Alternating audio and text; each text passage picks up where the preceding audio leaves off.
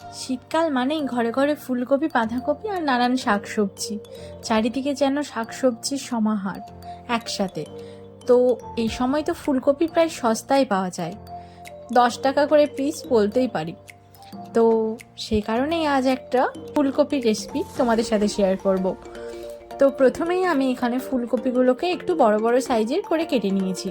যেহেতু ফুলকপির রোস্ট বানাবো তাই খুব ছোট করে কাটিনি। তো প্রথমেই ফুলকপিটাকে একটু হালকা জল গরম করে নুন জলে ভিজিয়ে রাখলাম। যদি কোনো পোকা টোকা থেকে থাকে তাহলে সেটা চলে যাবে। এরপরে কড়াইয়ে তেল গরম করে ওর মধ্যেই আদা রসুন আর টমেটো আর সামান্য কাজু বাদাম দিয়ে হালকা ফ্রাই করে নিচ্ছি। দেখুন কত হালকা ভাজা হয়ে গেলেই তারপরে আমরা একটা মিক্সির জারের মধ্যে ঠান্ডা হতে দেব। এরপরে এর সাথে আমি অ্যাড করেছি 2 কাঁচা লঙ্কা আর 1 চামচ মতো ভিজানো পোস্ত আর 2 চামচ মতো ফ্যাটানো টক দই। এরপরে এই মিক্সচারটাকে একটু ঠান্ডা হতে দেবো, তারপরে পেস্ট বানাবো। যতক্ষণে ঠান্ডা হবে ততক্ষণে কড়াই তেল গরম করে ফুলকপিগুলোকে সামান্য নুন আর সামান্য হলুদ দিয়ে হালকা করে ভেজে নেব। খুব ডিপ ফ্রাই কিন্তু করবো না, হালকা করে ভেজে নেব। তো আমি এখন ফুলকপিটাকে হালকা করে ভেজে নিচ্ছি যতক্ষণে ওই পেঁয়াজ টমেটো এগুলো ঠান্ডা হয়ে আসবে। আমাদের যেমন সময়টাকেও তো বাঁচাতে হবে, সে কারণে একসাথে সব কিছু করে নিতে হবে স্টেপ বাই স্টেপ। রান্না করাটাও কিন্তু একটা আর্ট। কীভাবে আপনি টাইম ম্যানেজমেন্ট করছেন সেটা কিন্তু বড় ব্যাপার, কারণ একটা রান্না নিয়ে আমরা 2 ঘন্টা বসে থাকতে পারি না। সে কারণে যতক্ষণে এটা হবে ততক্ষণে আমরা ওটা করে নেব। এরপরে আমি কড়াইতে তেল দিয়ে তার মধ্যে গোটা গরম মশলা দিয়ে দিয়েছি আর তেজপাতা, শুকনো লঙ্কা। তারপরে আমি যে পেস্টটা বানিয়ে রেখেছিলাম ওই পেস্টটা কিন্তু আমি এখানে অ্যাড করে দিয়েছি। তো ভালো করে আমাদের কষিয়ে নিতে হবে যতক্ষণ না পর্যন্ত তেল ছাড়ছে। নুনটা কিন্তু আমি এখনও অ্যাড করিনি, হলুদ আর লঙ্কা গুঁড়োটা অ্যাড করেছি। যেহেতু কাঁচা লঙ্কাটা বেটে দিয়েছিলাম সে কারণে কাশ্মীরি লঙ্কার গুঁড়োটা অ্যাড করেছি। কারণ যদি গুঁড়ো লঙ্কাটা অ্যাড করি তাহলে কিন্তু ঝালটা খুব বেশি হয়ে যেতে পারে। আপনারা যারা ঝাল বেশি খান সেই হিসেবে লঙ্কা অ্যাড করবেন, যেহেতু আমি ঝাল একেবারেই খাই না সে কারণে অ্যাড করিনি। তারপরে আমি এখানে অ্যাড করেছিলাম ধনে গুঁড়ো আর জিরে গুঁড়ো। তারপরে একটু কষিয়ে যখন তেল ছেড়ে যাবে তখন ওই যে মশলার যে জারটা করে রেখে জারের মধ্যে মশলা করেছিলাম না, ওটা ধুয়েই 300 ml মতো জল এখানে অ্যাড করে দিয়েছি।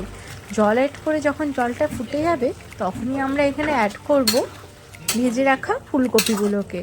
তারপরে আর কি একটু নেড়ে চেড়ে নিলেই আমাদের রেডি হয়ে যাবে। দেখুন ফুলকপিটা যখন একটু ফুটে উঠেছে তখন আমি এখানে কিশমিশ আর সামান্য চিনি অ্যাড করেছি।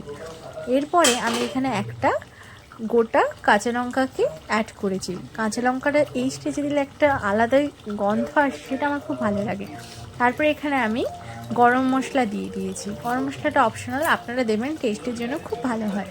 আর এর সাথে আমি অ্যাড করেছি ধনেপাতা আর সামান্য কসুরি মেথি দিয়ে 5 থেকে 6 মিনিট ঢাকিয়ে রাখবো। যেহেতু ফুলকপি ভাজা ছিল বেশিক্ষণ কষাতে হবে না, হালকা কষালেই হয়ে যাবে। দেখুন যেহেতু কাজু বাদাম পোস্ত একসাথে ছিল, যে ঝোলটা হয়েছে সেটা কতটা ঠিক আর কতটা দেখতে এখনই টেস্টি লাগছে। তো এইভাবেই আপনারা বানিয়ে নিতে পারেন ফুলকপির রোস্ট বিয়েবাড়ির মতো বাড়িতেই। তো এটা আমরা সাধারণত রুটির সাথে বা ভাতের সাথে খেতেই পারি। তো আমি এখানে রুটির সাথে বানিয়েছিলাম। তো রাতের ডিনারে তোমরাও একবার বাড়িতে ট্রাই করো। এখন আমি এটা আমার হাজব্যান্ডকে দিই, ও কেমন টেস্ট হয়েছে ও সেটা খেয়ে বলবে। অবশ্যই তোমরা বানিও, ভালো লাগলে আমাকে কমেন্টে জানিও। আর যে আমার চ্যানেলটাকে সাবস্ক্রাইব করোনি সাবস্ক্রাইব করে দিও। এরকম খেয়ে বলো কেমন হয়েছে। আমি তোমার রিভিউ কোয়ালিটি ম্যানেজার।